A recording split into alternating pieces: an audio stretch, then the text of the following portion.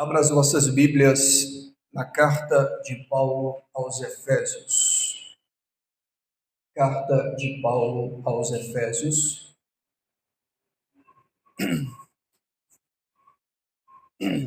Capítulo 2.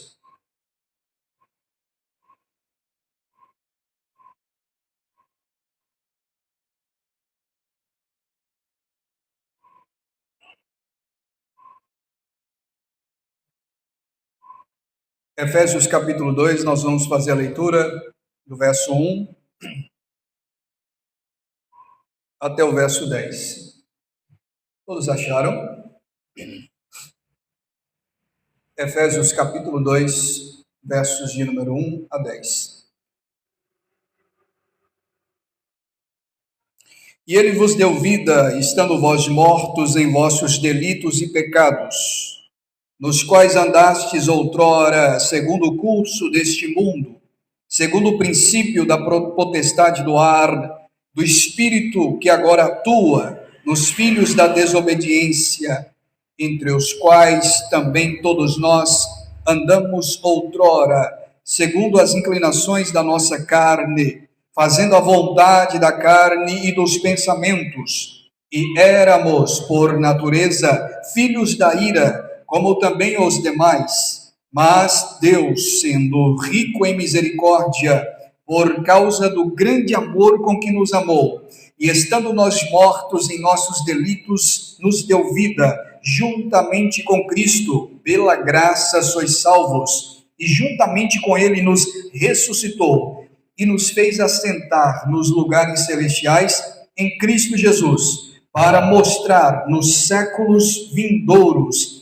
a suprema riqueza da sua graça, em bondade para conosco em Cristo Jesus, porque pela graça sois salvos mediante a fé, e isto não vem de vós, é dom de Deus, não vem de obras, para que ninguém se glorie, pois somos feitura dele, criados em Cristo Jesus para boas obras, as quais Deus de antemão preparou para que andássemos nelas.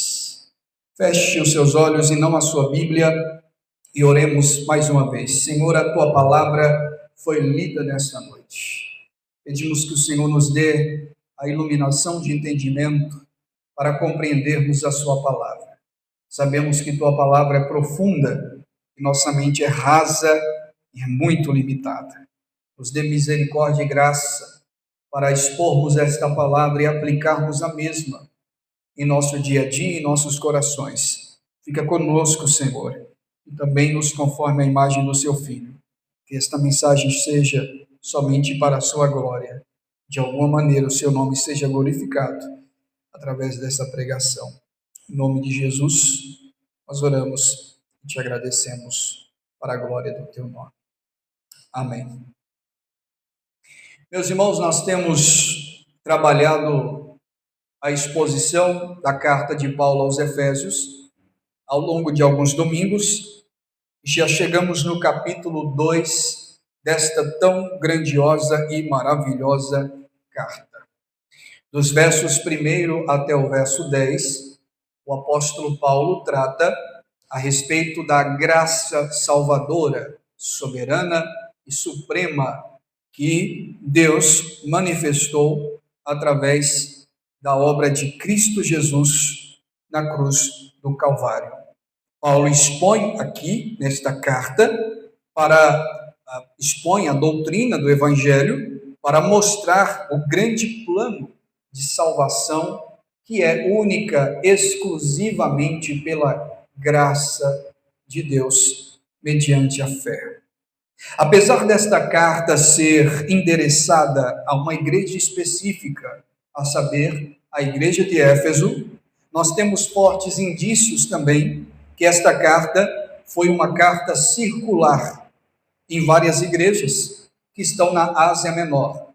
O apóstolo São João, ao escrever o livro de Apocalipse, ele relata em uma das cartas, a carta à igreja de Éfeso, outra, a igreja de Esmirna, Tiatira, Pérgamo, Sardes, Filadélfia, Laodiceia e assim sucessivamente. São 7 igrejas que estão espalhadas nas 7 províncias da Ásia Menor, sendo a cidade de Éfeso uma das mais importantes daquele tempo e que se torna uma igreja mãe dessas outras igrejas naquela circunvizinhança, nas redondezas ali da Ásia Menor. Então o apóstolo Paulo provavelmente escreveu esta carta não apenas endereçada a Éfeso, mas também lida em todas as outras 7 igrejas que estão, as 6 igrejas que estão na Ásia Menor. Então esta carta foi lida nas regiões próximas ali da Ásia Menor. O alvo de Paulo era confrontar aqueles irmãos e consolá-los, consolá-los e confrontá-los com a verdade bíblica, mostrando que todo o projeto de Deus envolve salvação, mostrando que toda a promessa do Pai envolve salvação. E como essa salvação acontece, como esta salvação ocorre. Nós podemos fazer uma divisão natural do capítulo 2, especificamente. O verso 1, Paulo fala que nós estamos mortos em nossos delitos e pecados. Os versos 2 e 3, Paulo mostra que nós éramos escravos do mundo e também escravos da carne e também escravos de Satanás. Os versos 4 e 5, Paulo mostra que nós éramos por natureza filhos da ira, assim como os demais. E assim sucessivamente, até o verso de número 10. Ou seja, não somente culpados, mas também impotentes em nós mesmos, impotentes da nossa própria salvação. No verso 4, por exemplo, faz toda a diferença, mostrando que nós éramos escravos do mundo, escravos do pecado, escravos também de nós mesmos. Verso 4 ainda ressalta a misericórdia de Deus para conosco. E do verso 5 até o verso 10, Paulo mostra o que Cristo fez em face a toda a nossa trajetória de pecado, desde a nossa natureza de Adão até a nossa conversão. Portanto, com a ajuda de Deus, eu quero em rápido tempo, nessa noite, trazer a lume esta palavra, este sermão, com algumas aplicações práticas e contundentes para a nossa vida, compreendendo exatamente o que Cristo fez na cruz do Calvário, ao dar a sua vida por nós, miseráveis pecadores. Portanto, vamos para o verso 1, olha comigo o texto. Paulo diz: Ele vos deu vida, estando vós mortos em vossos delitos e pecados. Kai, rimas, onta, necros, tois, periptomasin, kaitais, alematais, rimon. Ele vos deu vida, grego, ele vos deu vida, estando vós mortos em vossos delitos e pecados. Notem vocês que no texto grego aparece a expressão necros. Esta expressão necros é um adjetivo masculino no plural acusativo, que no grego aqui é cadáver, é morto mesmo. Quando o apóstolo Paulo diz que nós estávamos mortos em nossos delitos e pecados, a palavra morto aqui, necros, vem de necrosado, vem de necrotério, vem de morto mesmo. Uma vez estando nós mortos, necros, mortos em nossos delitos e pecados, obviamente não tínhamos qualquer obra em nós, não tínhamos qualquer ação em nós para sermos salvos, a não ser receber a vida que é o próprio Senhor Jesus. Portanto, esse texto, a partir do verso 1, destaca muito bem que a salvação, ela não é por meio daquilo que nós fazemos, mas a salvação é somente obra de Deus. É aquilo que Deus faz por nós. Não é por meio de obras, de ações humanas, mas é por meio da graça soberana de Deus em Cristo Jesus, o nosso Senhor. Uma vez que estávamos necrosados, estávamos mortos não havia expectativa, esperança, ação nenhuma. Cristo veio e nos deu vida. Isto é grandioso e maravilhoso.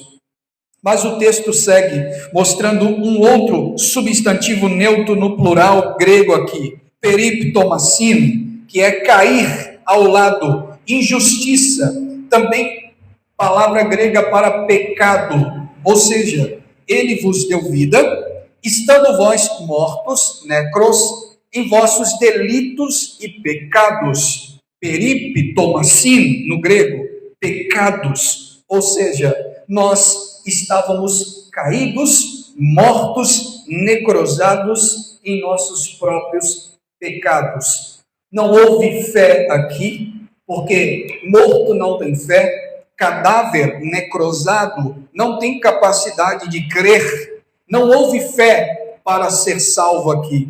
Todos nós fomos salvos primeiro, para depois termos fé. Portanto, nós veremos nesse texto ainda que a fé para Paulo é uma consequência e não uma causa da salvação. De tal maneira, queridos, que Deus não me salvou porque eu tinha fé, mas Deus me salvou para que eu possa tê-la. De tal maneira, meus irmãos, que a fé não é a causa de Deus salvar-me, mas a consequência da salvação. Deus não me salvou porque eu criei.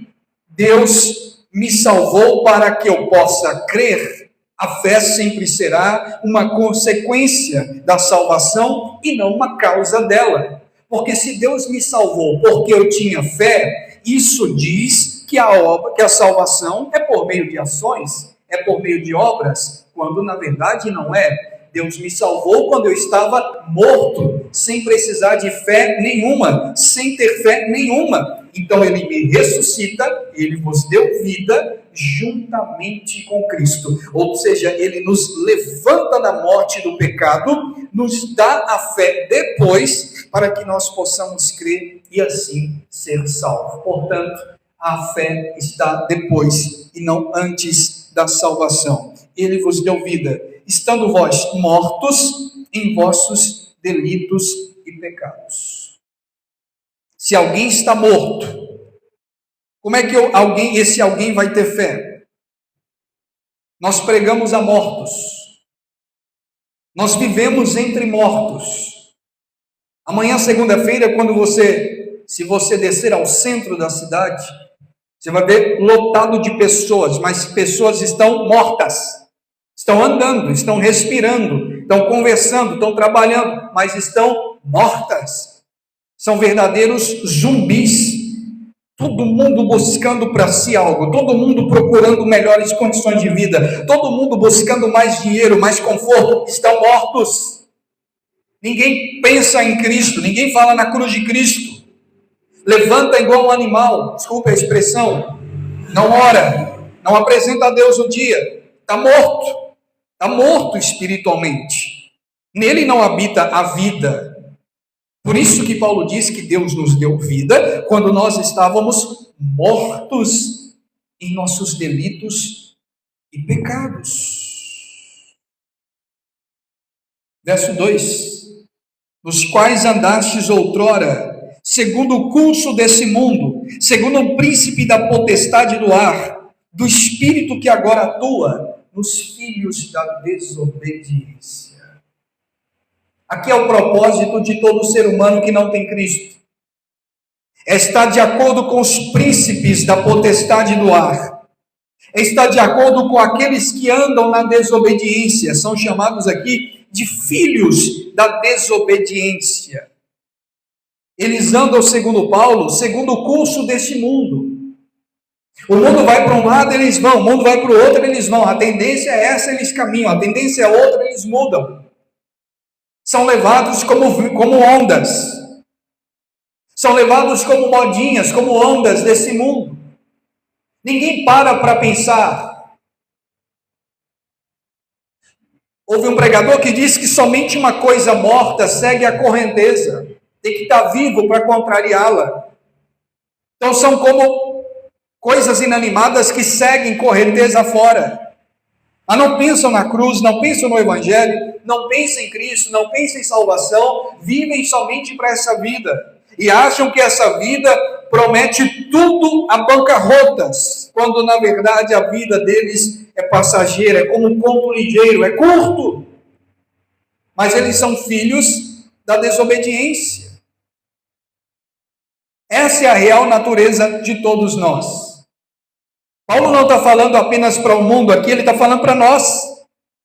Porque ele vos deu vida, estando vós mortos em vossos delitos e pecados, nos quais andastes outrora. Aqui ele está mostrando que antes da cruz, nós andávamos segundo o curso desse mundo. Antes do Evangelho entrar em cena, tudo para nós era festa. Tudo para nós era alegria. Tudo para nós era satisfação pessoal. Esta é a filosofia do mundo, é o estoicismo, é o hedonismo, é viver o aqui e o agora, porque a sua vida é somente essa. Faça o que você quiser, fica à vontade. Essa é a filosofia deste mundo. Paulo chama isso daqueles que estão na desobediência. Paulo diz que eles são filhos da desobediência. Verso 3. Entre os quais também todos nós andávamos outrora, segundo as inclinações da nossa carne, fazendo a vontade da carne e dos pensamentos, e éramos por natureza filhos da ira, como também os demais. Aqui ele estreita mais o negócio. E a pergunta que eu faço aqui no 4 é: aonde está o livre-arbítrio do homem aqui? Cadê o livre-arbítrio? Vou ler de novo, para você ver se acha algum livre-arbítrio aqui.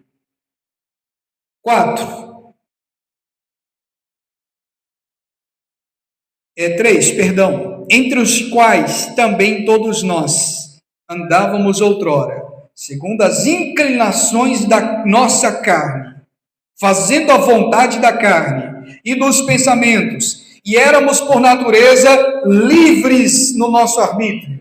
Não. E éramos por natureza filhos da ira, como também os demais. Esse texto é muito claro para mostrar quem é o ser humano. O ser humano é escravo, escravo do pecado, escravo da sua própria vontade, escravo das suas paixões. Primeiro boteco na esquina que ele vê, ele dobra o joelho para o boteco, ele se rende ao primeiro botequim que ele encontra na frente. Ele é escravo da sua própria vida, escravo da sua própria vontade, não consegue parar, não consegue deixar de pecar, pode deixar um vício, mas não pode deixar o pecado. Ninguém consegue abandonar o pecado por si só. Por quê? Porque é escravo. O pecado não é algo que eu adquiro de fora. O pecado está dentro de mim, faz parte de mim, da minha própria natureza.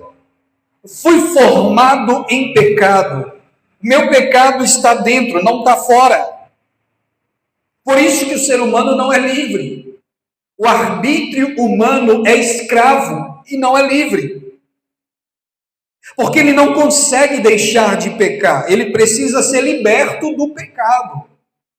Você não tem liberdade no arbítrio, o seu arbítrio precisa ser livre. Você não é, você precisa ser.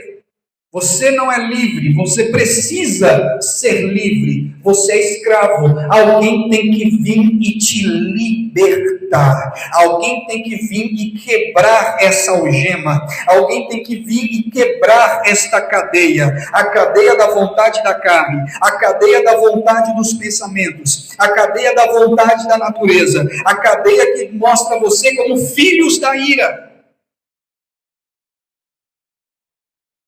Não tem liberdade, não tem autonomia. Ou você é escravo de um ou escravo de outro. As nossas ações são influenciadas ou pelo bem ou pelo mal.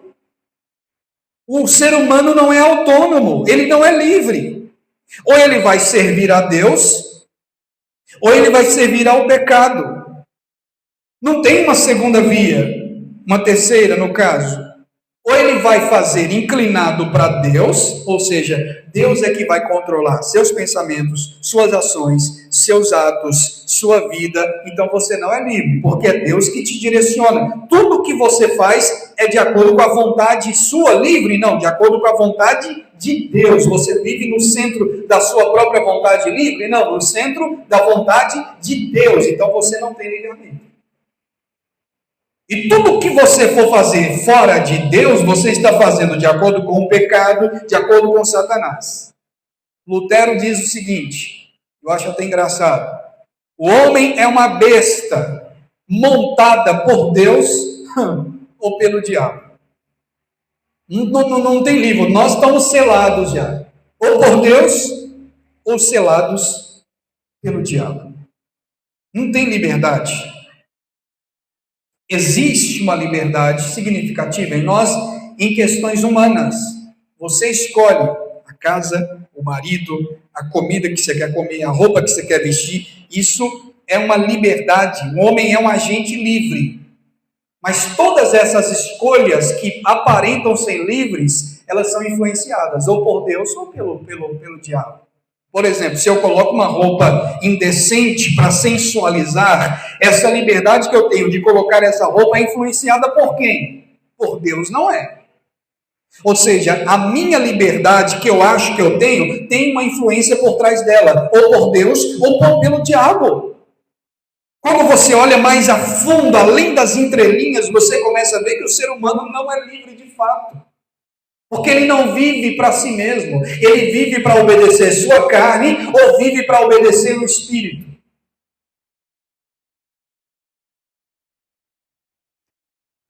Mas, tem um mas aí, verso 4. Mas, esse mas aí diz tudo. A despeito de, entretanto, todavia, mas Deus. Ponto. Aqui já podemos fechar aqui e ir embora para casa. Só com essas duas palavras. Mas Deus. O que Deus fez? 4. Sendo rico em misericórdia, por causa do grande amor com que nos amou. E estando nós, o quê? Mortos em nossos delitos e pecados.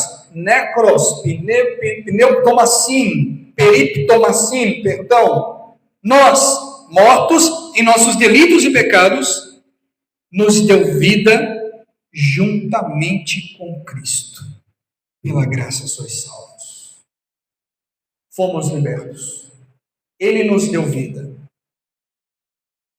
Ele nos deu vida com base em duas coisas. Primeiro, qual a causa?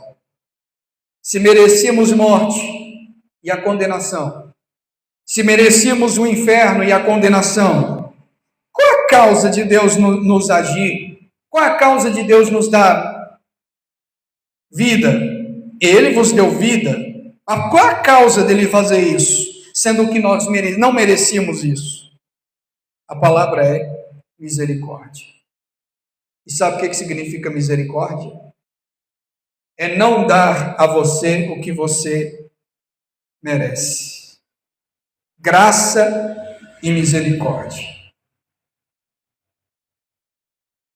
Quando alguém está na rua, te pede uma moeda, você tira do bolso uma moeda e dá uma esmola, uma moeda para alguém. Essa pessoa não merece aquela moeda. Ela não merece. Ela não merece.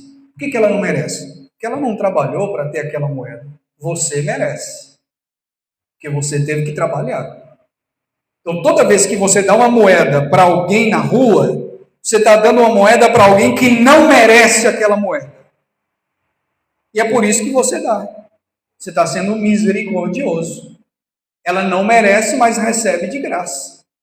Pela sua misericórdia. E foi isso que Deus fez conosco.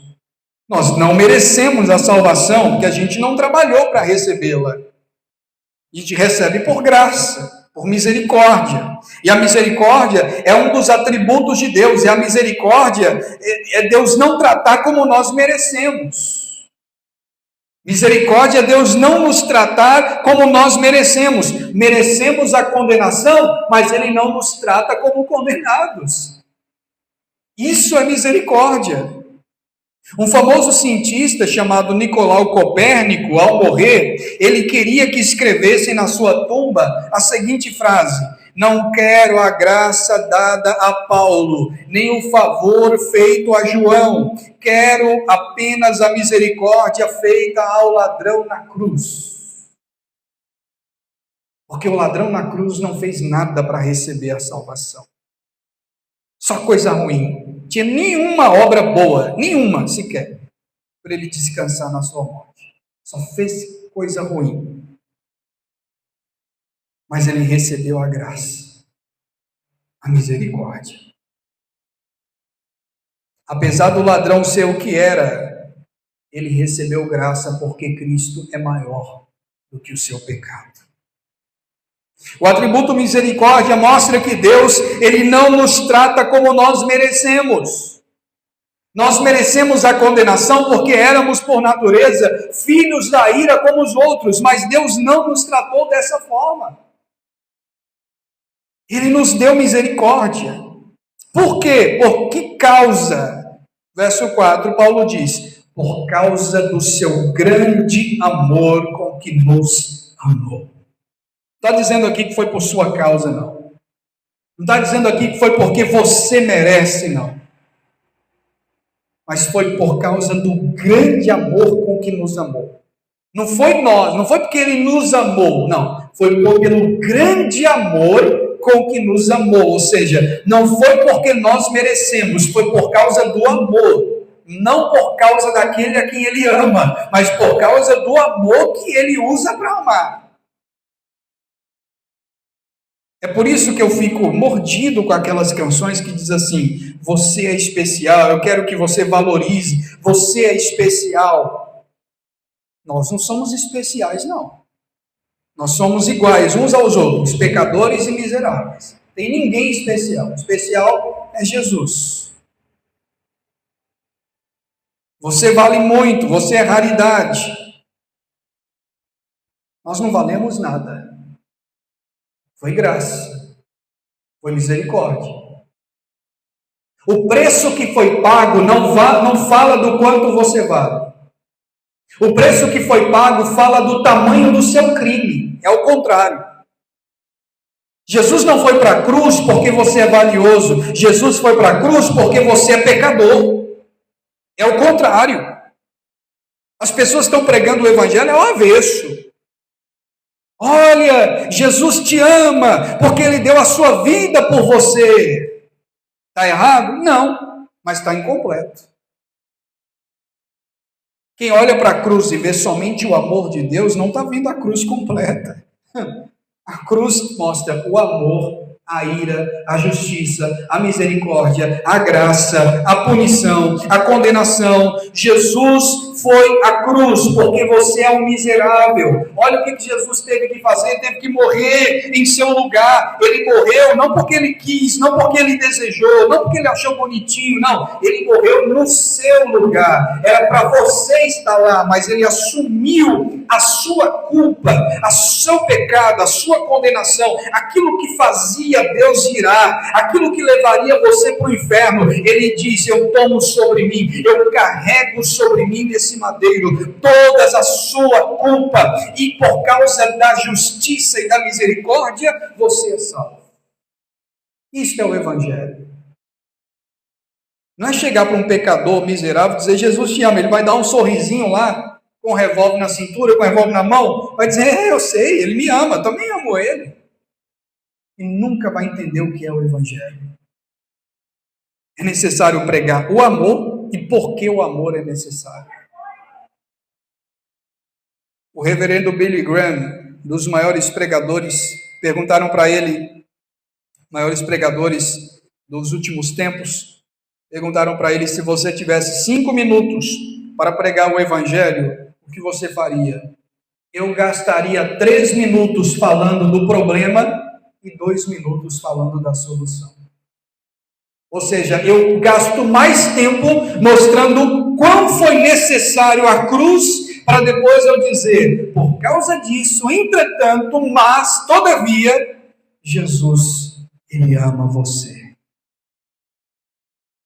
Mas Deus, depois que Ele trabalhou todo o conceito, que nós somos miseráveis, que nós somos filhos da ira como os outros, que nós somos mortos em delitos e pecados, depois que Paulo fala da desgraça que é o ser humano, aí Paulo vem no 4, mas Deus, sendo rico em misericórdia, ou seja, você não merece, você é um miserável, você não merece, mas é pela misericórdia, mas sendo Deus rico em misericórdia. Por quê? Foi por sua causa? Não. Foi por causa do grande amor com que nos amou. Verso 6, verso 5. E estando nós mortos em nossos delitos e pecados, ou seja, você não fez obra nenhuma, você está morto. Aí vem, nos deu vida juntamente com Cristo. Portanto, pela graça sois salvos. Isso aqui humilha qualquer ser humano. Isso aqui nos deixa no pó. Isso aqui mostra quem de fato nós somos. Pessoas que não merecem absolutamente nada. É misericórdia e é graça.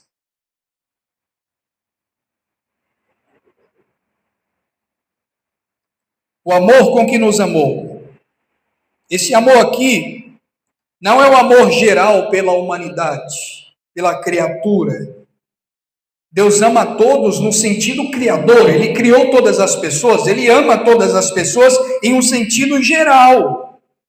Mas esse amor aqui é um amor eletivo, é o amor do chamado, é um amor chamado grande amor, que é o amor salvador de Deus, é o amor que Ele tem apenas aos eleitos, desde a fundação do mundo. Lembrando que amar todos não significa que Ele irá salvar a todos. A graça comum é diferente da graça salvadora.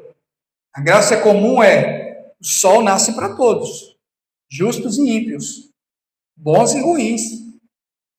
Mas a graça salvífica é somente para aqueles a quem Ele escolheu.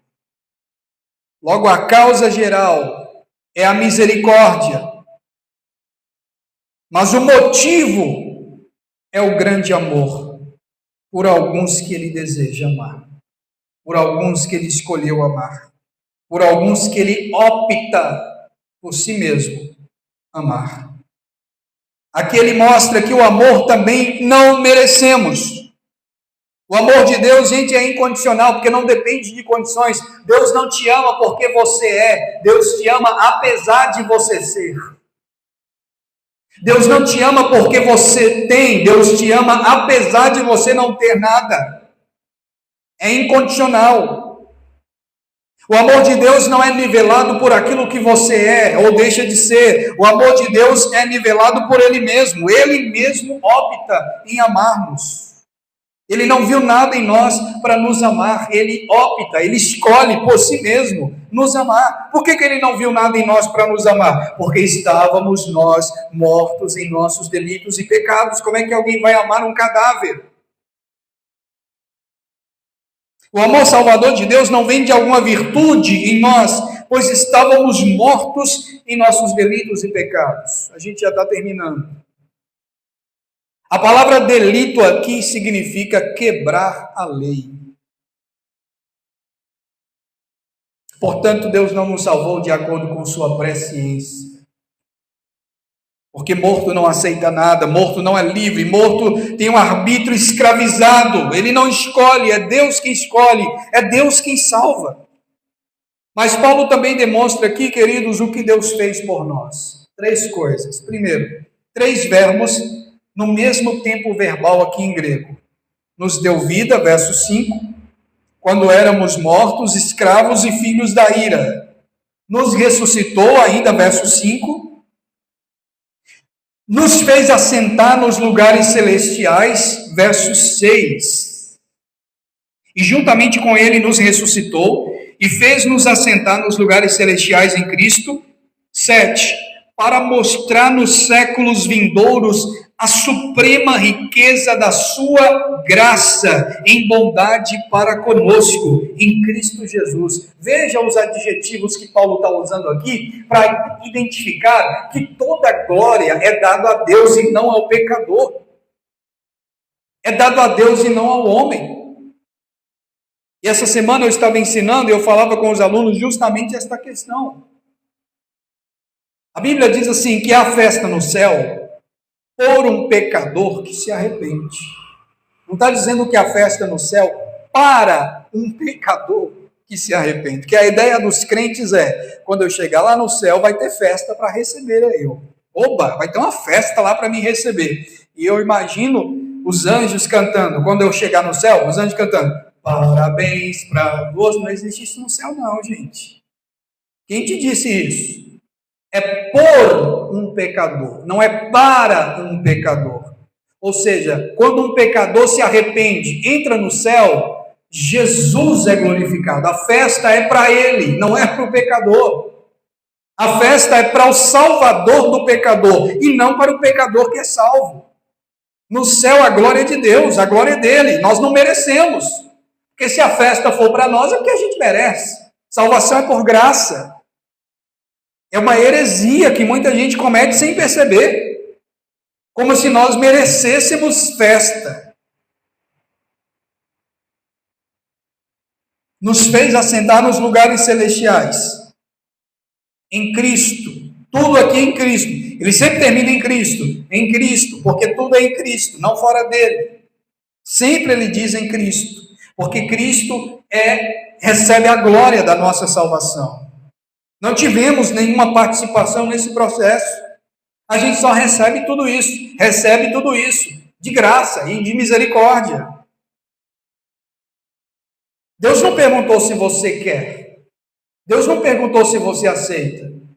Ele fez tudo isso em você, sem perguntar se você quer ou se você aceita, porque você estava morto. Como é que um morto vai querer alguma coisa ou aceitar alguma coisa? Você recebe, se é morto, recebe vida. Quando estava morto em seus delitos e pecados. Não tem opção aqui para pecador nenhum. Salvação você recebe ela, você não aceita ela, você recebe ela. Deus não tenta salvar pecadores, ele salva efetivamente. Deus não abriu possibilidades de salvação. Não, ele salva. Ele é o caminho, ponto final. Ele não é um mapa que você tem que procurar trilhar. Você tem que abrir o mapa, procurar, abrir um GPS, encontrar o caminho. Não, ele é o caminho, é ele que te encontra. Você não encontra Jesus, é Jesus que te encontra. Jesus não estava perdido. Você não acha, eu achei a Jesus. Você não acha. É Jesus que te achou. Você que estava perdido, não era ele. Aí Paulo diz que nos fez assentar nos lugares celestiais. Verso 7, Paulo está concluindo. Para mostrar nos séculos vindouros a suprema riqueza da sua graça, em bondade para conosco em Cristo Jesus. Em outras palavras, Deus fez tudo isso para mostrar que a glória é dele. Para mostrar não somente graça, favor que nós não merecemos, mas uma suprema graça, ou seja, um favor que nós não merecemos, que está superior, é supremo, é o único estágio, é o último e o único estágio, é supremo, a suprema riqueza da sua graça, ou seja, é uma graça que está está acima de qualquer outra ação humana. E o verso 8, que é o tão emblemático texto, conhecido de todos nós. Porque pela graça sois salvos, por meio da fé, ou mediante a fé. E isto não vem de vós, é dom de Deus. Esse verso 8 aqui, no texto grego, Tergar coritis, se sois menoi diapisteus, kai tutor ex remonto duram. Que no grego é, porque pela graça sois salvos, por meio da fé. E isso não vem de vós, mas é dom de Deus. O tutor, que é o isto não vem de vós, remete a todo o texto. Não remete somente a charity, que é a graça, ou charis, que é a graça. Não remete somente a pisteos, que é a fé. Não remete somente aos se sois menores, sois salvos no grego. Mas remete a todo o conjunto do texto. Isto não vem de vós, que é o pronome neutro, remete a todo o texto, que não tem gênero. Todo o texto, ou seja, tudo que Deus fez é porque nós não merecemos, é pela graça.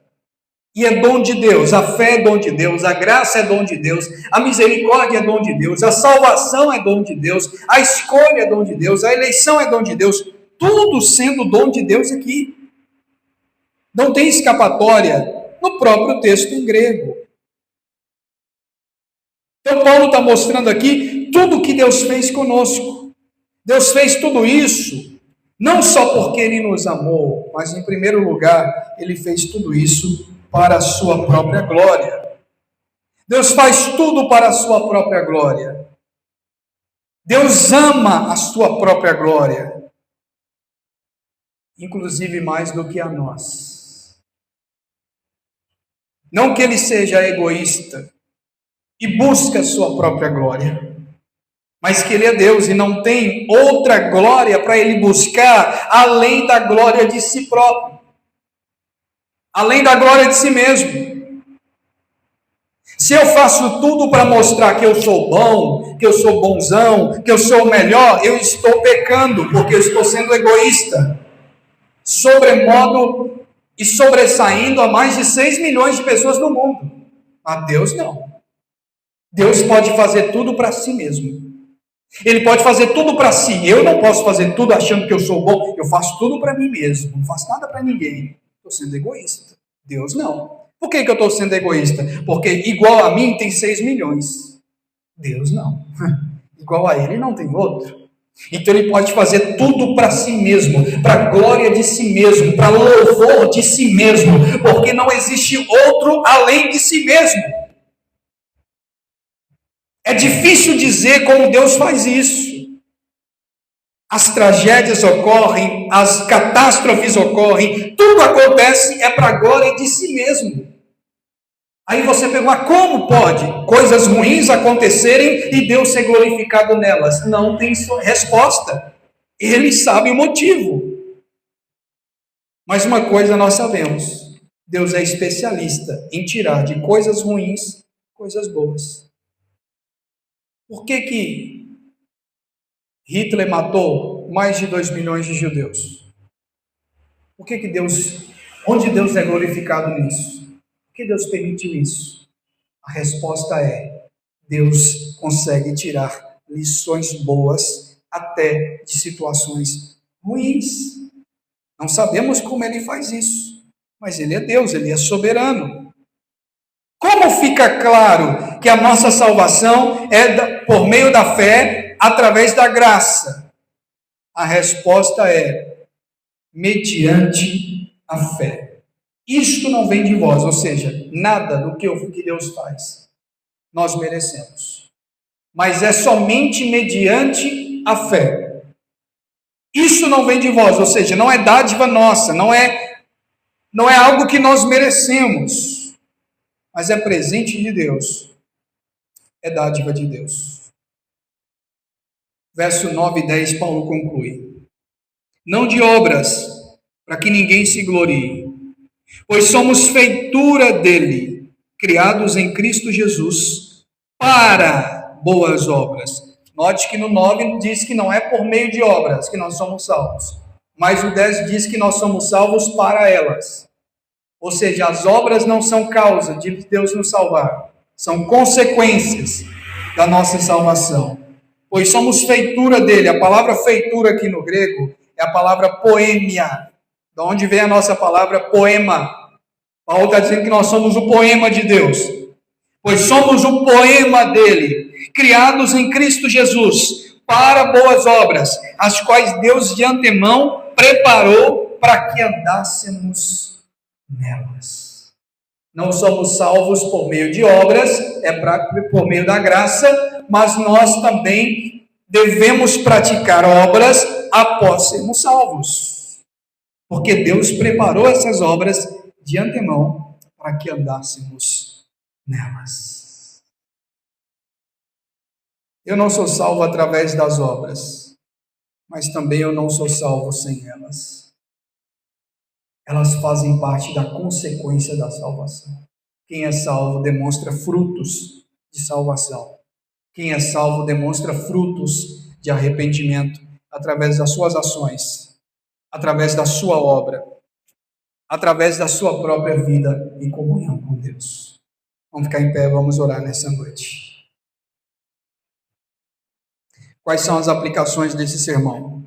Eu quero aplicar você com os olhos fechados e aplico esse sermão para que ele penetre no seu coração e na sua mente nessa noite. A primeira aplicação desse texto para a nossa vida hoje, no dia de hoje é: mesmo que nós estamos nesse mundo tão antropocêntrico, tudo voltado para as pessoas, tenha em mente que você não merece absolutamente nada de Deus. Nada de Deus. Se uma doença vir até você, saiba que nem a saúde você merece. Não mereço. Quem disse que eu mereço a saúde? Você vai ter uma fé muito mais viva. Você não vai exigir de Deus declarar a sua saúde. Eu não aceito esta enfermidade. Quem é você para não aceitar uma enfermidade? Nem Jesus, até Jesus, nem Paulo. Paulo disse: os sofrimentos que eu sofro é para a causa do Evangelho, para que o nome de Cristo seja glorificado. Quem é você para dizer que não aceita? O sofrimento faz parte da nossa vida. Agora, se você for para esse mundo, viver desse mundo e for desse mundo, aí sim. Mas nosso mundo não é aqui. Nosso reino não é desse mundo. Nosso reino é de outro mundo. Então, tudo que acontecer de ruim conosco aqui é necessário, é relativo, pode acontecer ou não. Que nós não somos daqui, nós não pertencemos a esse mundo. Foi nos lugares celestiais em Cristo que Ele nos fez assentar, como diz Paulo aqui. Outra aplicação prática desse sermão para a nossa vida nessa noite é entendermos que nós somos salvos sem as nossas obras, mas nós devemos apresentá-las após sermos salvos. Ou seja, teologia e ética andam juntas, doutrina e vida andam juntas, credo e conduta andam juntos. Se eu digo que creio, eu tenho que praticar aquilo que creio. As obras Deus preparou de antemão para que a gente ande nelas. A salvação é pela graça, mas nós devemos praticar boas obras após a nossa salvação, porque as obras atestam, testificam quem realmente está salvo. É pelo fruto que nós conhecemos a árvore. Nós somos salvos pela graça, mas nossas obras são consequências da nossa salvação, que nós temos feito para Deus. A vida está acabando, o tempo está esgotando, os dias estão chegando ao fim. E o que nós temos feito para a glória de Deus? Temos vivido para este mundo ou temos vivido para a glória de Deus? O que nós temos feito para a glória de Deus ou para a nossa própria glória? Feche os seus olhos, Senhor. Tua palavra foi ministrada neste momento. Por isso eu te peço que o Senhor fale conosco ainda no decorrer desta semana, através do entendimento desta palavra. E que possamos, meu Deus, todos os dias pensar, alimentar desta palavra. Somente a graça, somente a graça. Somente a graça, nada além da graça. Obrigado pela tua graça. Obrigado porque o Senhor manifestou com tua graça. mesmo nós não merecendo, Pai. Somos tão fracos, somos tão limitados, somos tão miseráveis, somos tão podres, nós não valemos nada.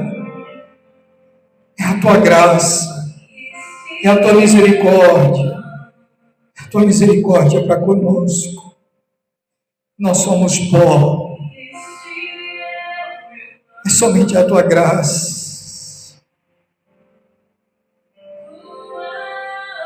Obrigado, Senhor, porque o Senhor nos salvou, mesmo nós não merecendo.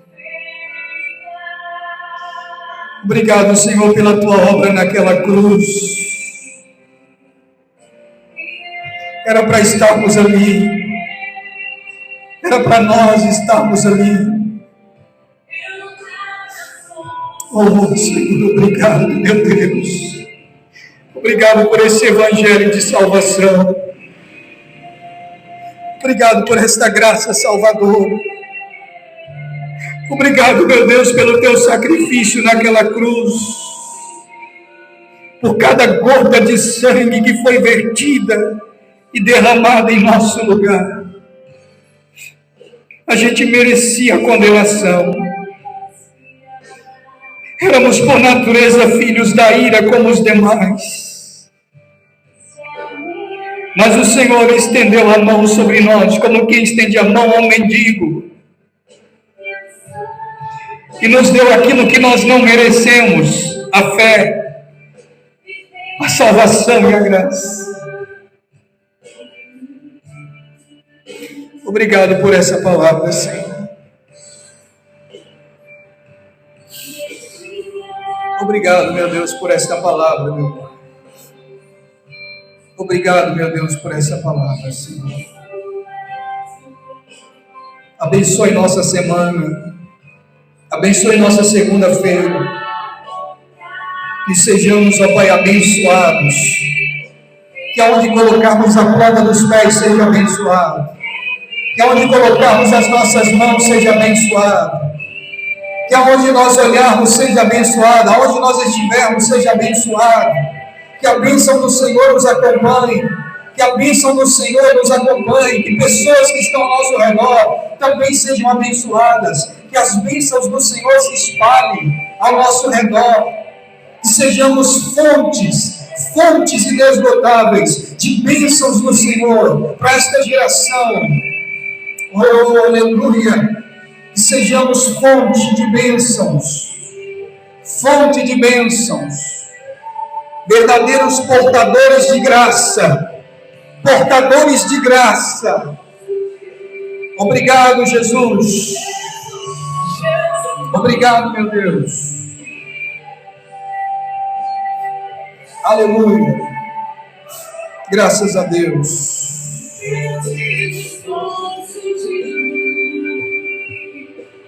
Amém. Graças a Deus. Pode se assentar. Nós vamos terminar o nosso culto dessa noite agradecendo ao Senhor e dando alguns avisos muito importantes. Primeiro, é que na quarta-feira nós teremos o primeiro dia do pré-batismo, tá? Para o nosso irmão Exupério, está se preparando para batizar. E nós já temos aqui algumas apostilas para o pré-batismo e também para novos membros. Quem deseja fazer parte desta igreja, a gente já acha que já deseja fazer parte. Nós estaremos dando um discipulado aqui todas as quartas-feiras, tanto para pré-batismo quanto para novos membros. É muito importante porque nas quartas-feiras nós vamos explicar como é a doutrina da igreja, como é a doutrina reformada, qual a confissão de fé que nós adotamos. Nós adotamos a mesma confissão de fé da Igreja Presbiteriana do Brasil. Eu vou ler aqui para vocês a confissão de fé. É muito importante a presença de todos aqui na quarta-feira, a partir das 20 horas, tá? 20 horas, 8 horas da noite, a partir das 20 horas. No domingo, segue normalmente o café teológico, o ensino da palavra e também a exposição bíblica à noite, às 19 horas. Bem? Vamos ficar em pé, que a graça do nosso Senhor e Salvador Jesus Cristo, o amor de Deus e as doces consolações do Espírito seja sobre todos e sobre todos permaneçam, não só hoje, mas para todos sempre. Amém. Graças a Deus. Você que trouxe contribuição, fique à vontade para contribuir. Deus abençoe a todos. Ótima semana.